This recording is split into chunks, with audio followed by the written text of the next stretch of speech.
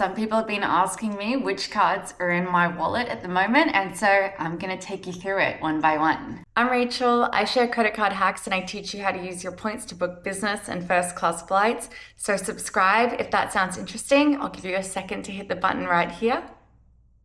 And let's jump into the video. Now, I have to be completely transparent with you.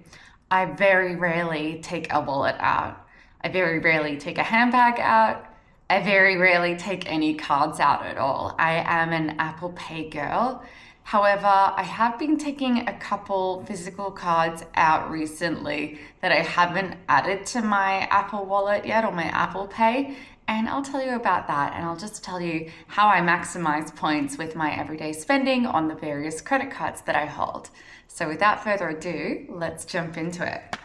So as you can see, I have this YSL wallet. I bought it in Portugal for, it might have been like $300 or something.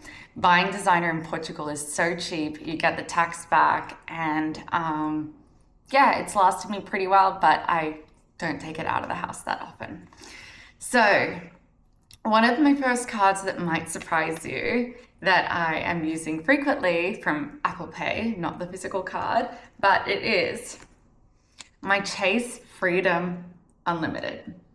So this is a basic card. This is plastic, as you can hear, and it's not sexy. People really don't talk about it that often. However, it gets 1.5 times earning on all categories. So that means that you're earning 1.5 times the points that you'd be earning on categories that don't have bonuses on like the Platinum or Gold Amex. And so that really comes in handy. For example, I paid my accountant last week and that was really expensive. I don't even care to tell you how expensive that was. But on it, I earned 1.5 times points because I used this card. Okay, next card. You are gonna know this one. Okay, let me get it out. The problem with this wallet is everything's in so tightly. So the next card is my American Express Gold card. I'm a massive American Express Gold fan girl. You probably already know that about me. I use this one for 4 times points earning on dining and groceries, which are 2 of my biggest spending categories. And you can earn 4 times points on up to $25,000 worth of groceries each year and up to $50,000 worth of dining out. So this one gets a workout for those 2 specific things. There are a few other credits on it, like Resi credit, dining credits, Uber credits, and my least favorite, Dunkin' credit. Okay. Now, what else have we got in here? You're gonna know this one too. It's my Mirror Finish American Express Platinum. So this guy is looking pretty dirty. I don't know if you can tell right now. Yeah, it's gotten a little bit scratched. It's gotten a bit fingerprinty. It could use a wipe down. That's completely my fault. I tend to toss this one in a bag or, have it with my keys. I'm just not really careful. I should be, but also like, who gives a damn? Who cares? Not me. Some people do. I'm sorry. If you're someone that cares, that totally makes sense. So this guy I love. I think this is my favorite card because I travel a lot. And so the travel perks being like lounge access, global entry TSA, Uber credits, like now the Resi credit and the Lululemon credit and the Saks credit. That makes me think I need to go shopping at Saks soon. It pays for itself many times over. Oh my God, the hotel credit as well. There is a bit of a coupon book nature about this card, but it pays for itself many times over, and I can't imagine traveling without its perks. I can't imagine not going to an airport lounge now and just sitting outside with the gate. Sometimes that happens. Sometimes there's no lounge at the airport that you're flying from, and yeah, it's honestly pretty miserable. If you don't have the card, I recommend getting it, especially if you travel. Okay, next. This is a new one. You might not know that I have this one. Atmos Rewards Ascent card. So this is the Alaska Airlines and Hawaiian joint credit card from Bank of America. I got this one recently and I am just a few $100s away from the sign up bonus. It's got 80,000 points. Oh my God, it just got really sunny. I hope it still looks okay for you. Someone asked me if I was AI the other day, and when stuff goes on like that, I guess you can tell I'm not AI. Also in these very conversational videos, I think you can tell I'm not AI. But anyway, I'm working on the credit card sign up bonus for this one, which is 80,000 points when you spend $4,000 in the first X amount of months. I want to say it's the first 4 months, but don't quote me on that one. And this one doesn't really have very good credit card perks. Some people say, oh, but the $99 companion fare is a good perk. But that's only when you spend $6,000 on this card each year. And if you know me and my stance towards airline cards, you know that I don't like spending on them, generally speaking, because then the miles or the points that you're earning are stuck with that airline and you lose a bit of flexibility. If you're earning on Chase or American Express proper, you would have many airline and hotel partners that you could transfer those points to.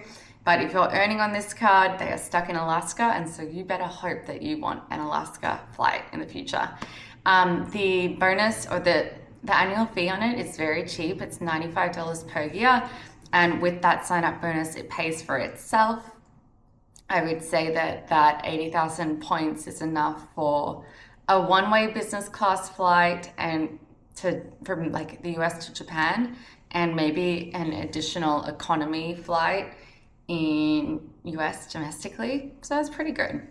And yeah, if it's only $95 a month or a year, then it's free, right? That's how math works.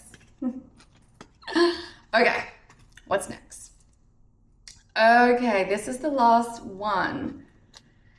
And if you follow me on TikTok or Instagram, you probably know what this is, and you probably know I'm not that enthusiastic about it. It's my Chase Sapphire Reserve. So this is a newer card for me. I had to downgrade my Chase Sapphire Preferred in order to apply or be eligible for the sign-up bonus on this one. I got the sign-up bonus when it was 100,000 points and $500 of travel credit, and now it's 125,000 points, no extra travel credit on the sign-up bonus, and that was when you spend $4,000 in the first 3 or 4 months. I can't really remember. It's something like that, but look it up for the current offer. Now, this one is a competitor to the Platinum American Express, but I far prefer the Platinum Amex. The credits on the Platinum Amex make way more sense for my lifestyle, and the credits on this one are kind of hard to use and don't really suit me, and some of them just flat out offend me. Like the DoorDash credit. So you get, I haven't even activated, you get a DoorDash membership included, and then you get $25 per month of DoorDash reimbursements or credits. And that's broken up into $10, $10, and $5.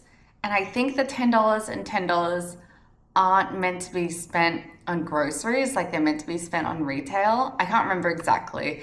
This is a good reason for me to go in and do a breakdown on that credit, or a fresh breakdown on the card, so that I can get reminded about how to use these credits. But when something angers me like that, I'm less likely to leverage it, to use it. And then the StubHub credit, that's annoying. I don't really do that sort of thing. It could be good for some people.